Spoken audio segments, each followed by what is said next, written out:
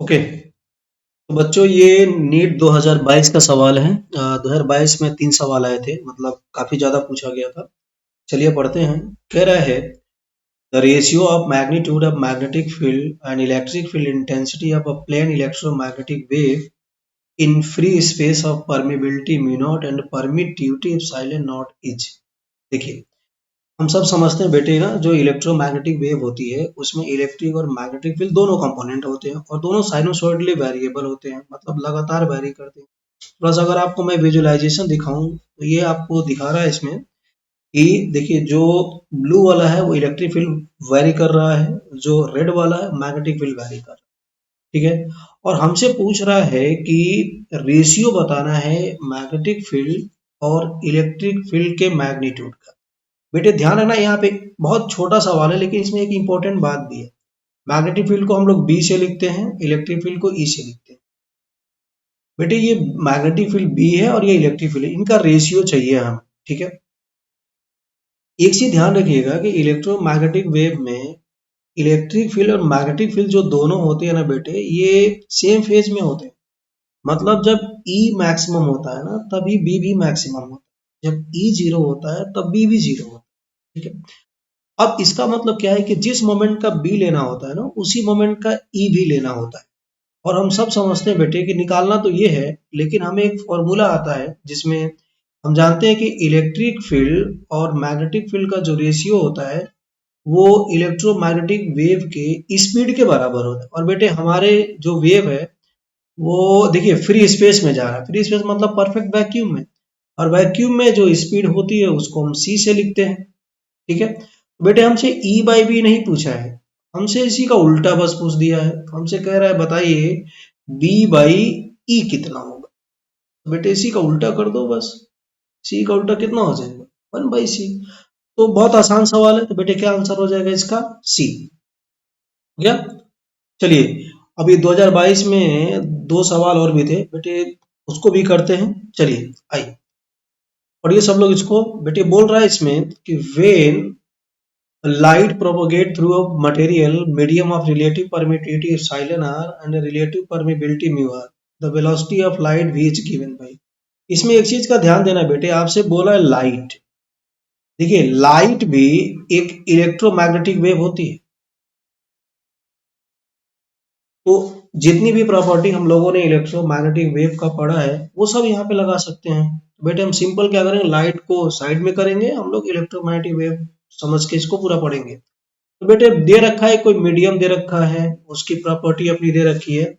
ऐसे कोई मीडियम दे रखा है, मतलब वैक्यूम के अलावा मीडियम की 2 प्रॉपर्टी है बेटे, परमिटिविटी, रिलेटिव परमिटिविटी दे रखी है और रिलेटिव परमिबिलिटी दे रखी है।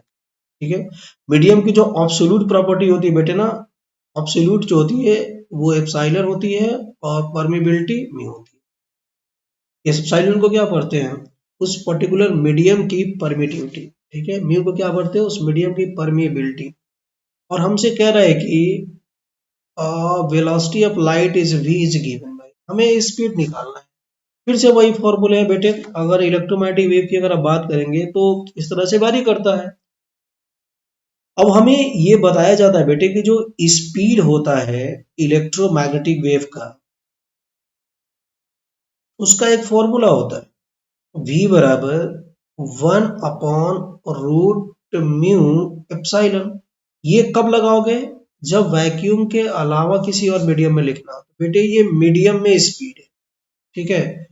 तो इधर जो मैंने प्रॉपर्टी लिखा है मीडियम का लिखा है, उसी तरह बेटे होता है अगर हम उसको वैक्यूम में मान लें तो वैक्यूम में बेटे जो स्पीड होता है ना उसको हम सी से लिखते हैं, सवाल में दिया भी है। तो यहाँ पे मीडियम जो आएगा वो वैक्यूम का आएगा, जो प्रॉपर्टी आएगी वो वैक्यूम की आएगी। और वैक्यूम की जो परमिटिविटी या परमिबिलिटी लेते हैं बेटे वो म्यू नॉट और एप्सिलॉन नॉट लेते हैं। तो इन दोनों इक्वेशन को ध्यान दे तो हमें रिलेट करना है एक तरह से। ठीक है। क्योंकि v को देख रहे हैं सी और डी में, सी के टर्म में लिखा है, तो बेटे दो चीजों को रिलेट करने का सबसे आसान तरीका क्या होता है, दोनों को डिवाइड कर लो।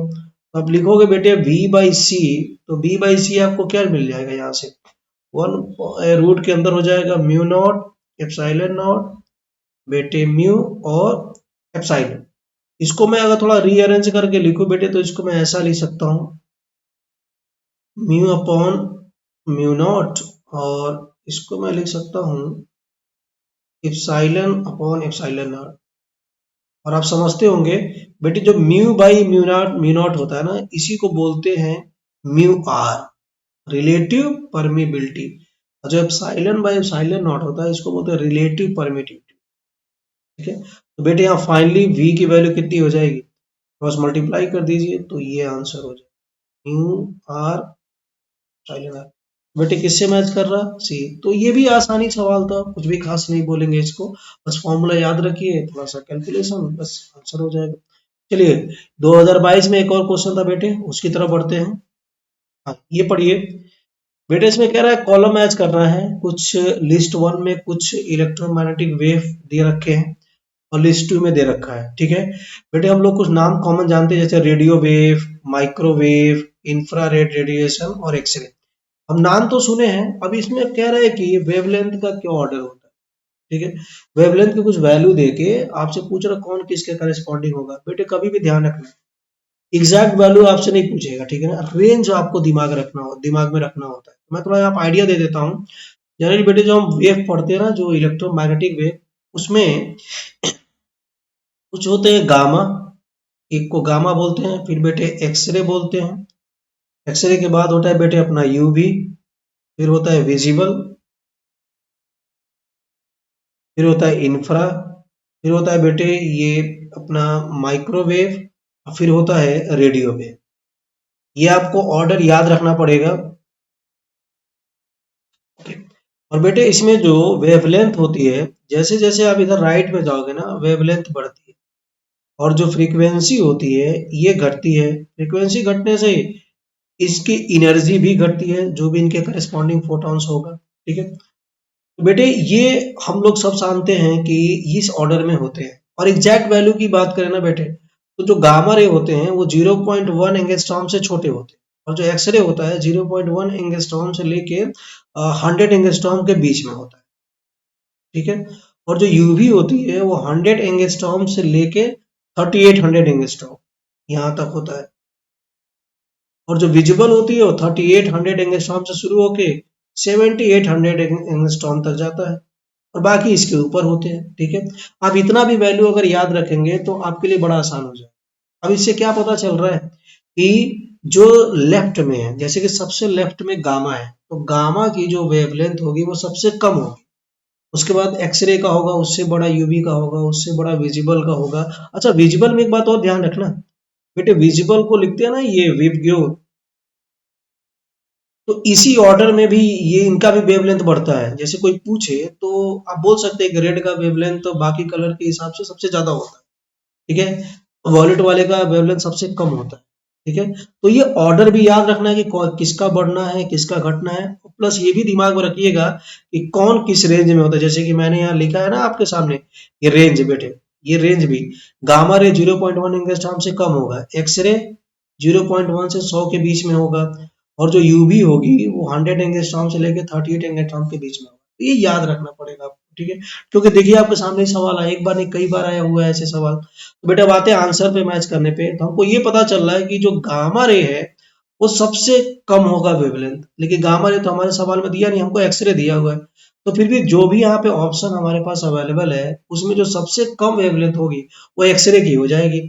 इसका मतलब क्या है बेटे, एक्सरे का होना मतलब अगर आप ध्यान दें तो एक्सरे का डी दिया हुआ है, तो सबसे कम इसमें वैल्यू कौन सी है, ये वाली है सबसे कम। अगर ये बेटे सबसे कम है तो शायद यही किसका होना चाहिए, एक्सरे का यही होना चाहिए, यानी डी का पहला मैच करना चाहिए। तो बेटे देखो डी का पहला किसमें दिया है, डी का पहला तो सब में दिया है, इसमें नहीं दिया, तो बेटे पहला तो वैसे ही गलत हो गया। ठीक है, आगे बढ़े। उसके बाद बेटे सबसे ज्यादा किसका होगा, रेडियो, देखिए रेडियो दिया है ए, और इसमें सबसे ज्यादा वैल्यू किसकी है 10 की पावर 2 है, तो बेटे इसका जो मैचिंग कराएंगे ना वो इससे कराएंगे। इसका मतलब ए का सेकंड मैच करेगा, तो ए का सेकंड देखो किसमें है, इसमें है, बेटे यही सही हो जाएगा, क्योंकि बाकी में तो कोई मैच ही नहीं कर रहा, ये सब गलत हो गए, सही हो जाएगा। ठीक है, तो कई बार ऐसे सवालों में बेटे ना एक दो मैच कराओगे तो आंसर मिल जाता है, पूरा मैच करने की जरूरत थोड़े ना है। ठीक है, ओके बेटे, तो देखिए 2022 में आपके सामने 3 सवाल था, बहुत इंपॉर्टेंट चैप्टर है, ये छोटा सा चैप्टर है, बहुत इंपॉर्टेंट है। चलिए मिलते हैं अगले सवालों में। Okay, thank you.